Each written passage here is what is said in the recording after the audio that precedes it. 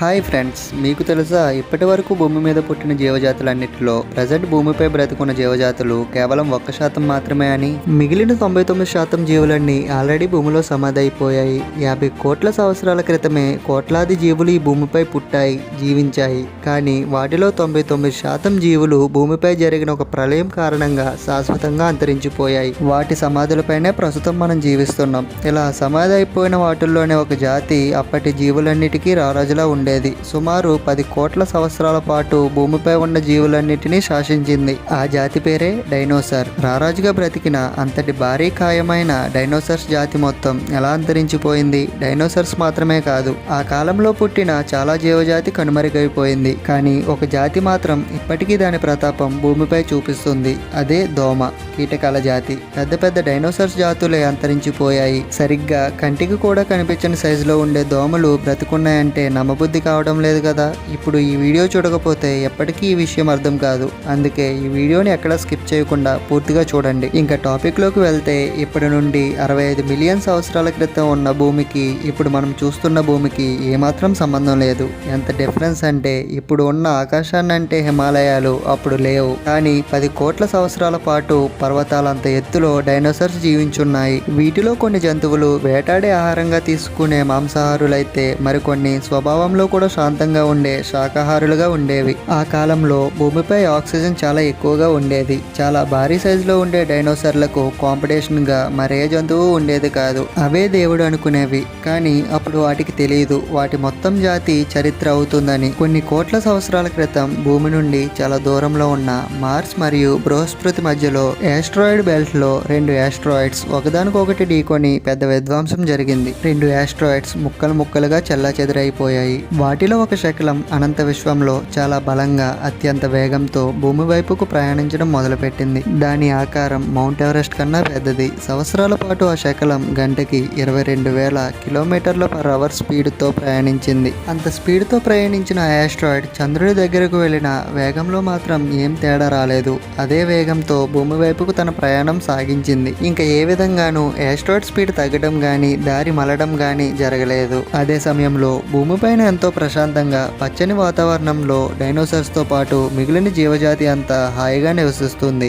వాటికి అప్పుడు తెలియదు వాటి ప్రాణాలు తీయడానికి ఒక శకలం అంతరిక్షం నుండి వస్తుందని. అంతరిక్షం నుంచి భూమికి ప్రయాణిస్తున్న ఆస్ట్రాయిడ్ 40 కిలోమీటర్ల వ్యాసంతో 20 ట్రిలియన్ టన్నుల బరువుతో భూ వాతావరణంలోకి ప్రవేశించింది. భూ వాతావరణంలోకి వచ్చి రాగానే గ్రహ శకలం స్పీడ్ మరింత పెరిగి ఘర్షణ ఏర్పడింది. ఘర్షణ వలన ఆ శకలం ఒక అగ్నిగోళంగా మారిపోయింది. భూ వాతావరణంలోకి ఎంటర్ అయిన 4 నిమిషాలలోనే అట్లాంటిక్ ఓషన్ను దాటుకుని 35,000 డిగ్రీల వేడితో ప్రయాణం చేసుకుంటూ వచ్చింది. అది 1,00,000 సూర్యుల నుంచి వచ్చే వేడికి సమానం. నేలకు 5,000 మైళ్ళ దూరంలోకి వచ్చేసరికి దాని వెలుగుని తట్టుకోలేక కొన్ని జీవులు తమ కంటి చూపుని కోల్పోయాయి. ఆ శకలం భూమిని చేరుకుంటుండగానే ఎన్నో వేల జీవులు ఆ వేడికి మాడి మసైపోయాయి. అలా రెప్పపాటులోనే ఆ ఆస్ట్రాయిడ్ మెక్సికో సమీపంలో నేలను ఢీకొంది. 35,000 డిగ్రీల సెల్సియస్తో ఉన్న ఒక భయంకరమైన విస్ఫోటనం జరిగింది. ఈ విస్ఫోటనం దగ్గరగా 10 హైడ్రోజన్ బాంబులకు సమానం. కేవలం సెకండ్ కాలంలోనే ఆ విస్ఫోటనం జరిగింది.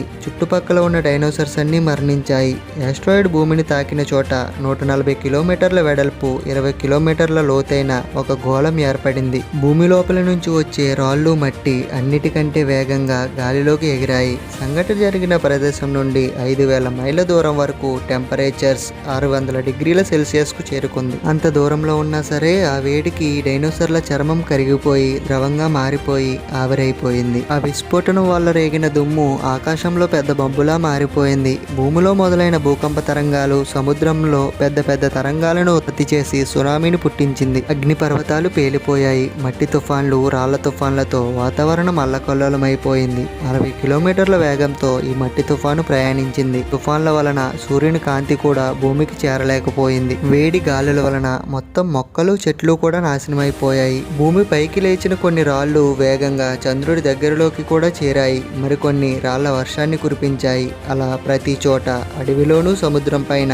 రాళ్ల విధ్వంసం సృష్టి జరిగింది. ఇప్పటి వరకు చరిత్రలో సంభవించిన భూకంపాల కంటే 60 రెట్లు ఎక్కువగా భూమి కంపించింది. భూకంపాలతో భూమి పొరలన్నీ కదిలిపోయాయి. ధ్వని కంటే వేగంగా వేస్తున్న గాలులు మూలల్లో దాక్కున్న డైనోసార్ ని కూడా వదిలిపెట్టలేదు. ఆఖరికి ఎగిరే డైనోసార్స్ కూడా అందమైపోయాయి. ఆకాశానికి ఎగిసిపడ్డ రాళ్ల వర్షం వర్షంతో వాటి రెక్కలు ధ్వంసమైపోయాయి. బలమైన మరుగుతున్నటువంటి వేడిగాలులు అడవులన్నింటినీ ధ్వంసం చేశాయి. వేడి నుండి తప్పించుకోవడానికి కొన్ని జీవులు భూమి లోపలికి చేరుకున్నాయి. చిన్న చిన్న జీవులన్నీ అలా చేయగలిగాయి, కానీ పెద్ద పెద్ద జంతువులన్నీ మరణకాండ నుండి తప్పించుకోలేకపోయాయి. పేలుడు దాడికి వెలువడిన దట్టమైన పొగ వాతావరణంలో కలిసిపోయాయి. అలా కొన్ని నెలల పాటు భూమి మొత్తాన్ని చీకటి కమ్మేసింది. సూర్యకాంతి లేక మిగిలిన కాస్త చెట్లు కూడా మరణించాయి. అలా డైనోసార్లకు ఏ మూలనా కూడా జీవించలేని పరిస్థితులు ఏర్పడ్డాయి. భూమి, ఆకాశం మరియు సముద్రం అన్ని చోట్ల విపత్తు రావడంతో అన్ని జీవులకు బ్రతుకుదాడులు మూసుకుపోయాయి. శాస్త్రవేత్తలు చెప్తున్న దాని ప్రకారం ఈ విస్ఫోటనం జరిగిన 90 నిమిషాలలోనే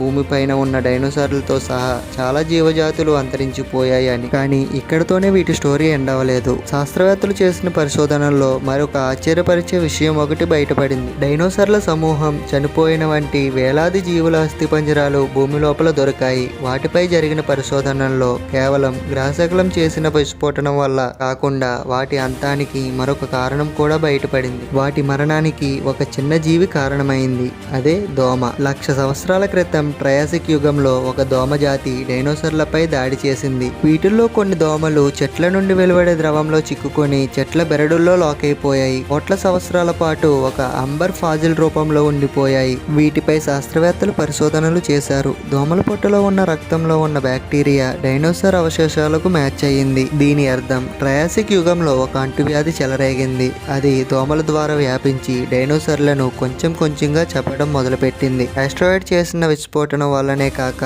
మరొక పక్కన దోమలు పెద్ద పెద్ద డైనోసార్లను వ్యాధికి గురి చేసి చంపేశాయి. ఎన్ని రకాల విపత్తులు వచ్చినా కానీ ఆ కాలానికి చెందిన ఒక జాతికి చెందిన జీవులు మాత్రం మనుగడ సాగించాయి. అవే మన పూర్వీకుల జాతి మామల్స్, అంటే క్షీరదాలు. ఆ జాతి జీవులు ఎలుక కంటే చిన్నగా ఉంటాయి. విపత్తులు వచ్చినప్పుడు భూమికి రంధ్రాలు చేసుకుంటూ భూమి పొరల్లోకి వెళ్లి దాక్కుంటాయి. అలా వాటి ప్రాణాలు కాపాడుకున్నాయి. అలా వేల కొద్దీ రకరకాల వింత జీవుల జన్మ జరిగింది. అలానే వాటి నుంచి మనుషుల ఉత్పత్తి కూడా జరిగింది. ఇప్పటి నుండి 3 మిలియన్ సంవత్సరాల క్రితం ఆధునిక మానవులకు మూలం ఏర్పడింది. శాస్త్రవేత్తల ఉద్దేశంలో అప్పుడు ఆ విపత్తు సంభవించకపోతే మనం అసలు పుట్టేవాళ్ళమే కాదంట. అటువంటి పరిస్థితుల్లో ఒక ప్రశ్న ఖచ్చితంగా వస్తుంది. అసలు నేచర్ మన దగ్గర నుంచి ఏం కోరుకుంటుంది? మన కాళ్ళ కింద ఉన్న భూమిలో 99% జీవజాతుల సమాధులు ఉన్నాయి. ప్రకృతి విధ్వంసం సృష్టించడానికి ఎన్నో ప్రయత్నాలు చేస్తుంది. అయినా ప్రతిసారి ఏదో ఒక జీవి బ్రతుకుతూనే ఉంది. అక్కడ నుంచి రూపాంతరం చెందుతూ కాంప్లెక్స్ లైఫ్ గా మారుతూ వస్తుంది. ఇప్పుడు భూమిపై ఉన్న రకరకాల వేలాది జీవులు బ్రతికే ఉన్నాయి.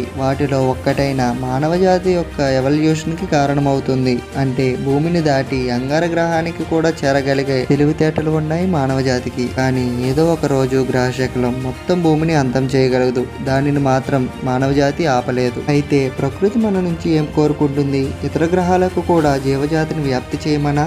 భయంకరమైన డైనోసార్ల అంతాన్ని చూసిన తర్వాత మీకు ఏమనిపిస్తుంది? అల్లర్లు చేస్తూ ఒకరి మీద ఒకరు దాడి చేసుకుంటూ యుద్ధాలు చేసుకుంటూ ఇలా సమయం వృధా చేసుకోవడం అవసరమా? లేకపోతే అందరూ కలిసి సైన్స్ లో అభివృద్ధి చెందుతూ లైఫ్ ని మల్టీ ప్లానటరీగా చేయడమా?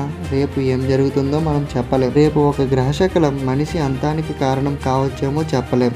దీని గురించి మీరు ఏమంటారు? కామెంట్ చేయండి. అండ్ ఈ వీడియో మీకు నచ్చితే లైక్ చేయండి, షేర్ చేయండి. ఇప్పటి వరకు మన ఛానల్ని సబ్స్క్రైబ్ చేసుకోకపోతే సబ్స్క్రైబ్ చేసుకుని బెల్ ఐకాన్ని యాక్టివ్ చేసుకోండి. నెక్స్ట్ వీడియోలో మళ్ళీ కలుద్దాం. Thank you for watching.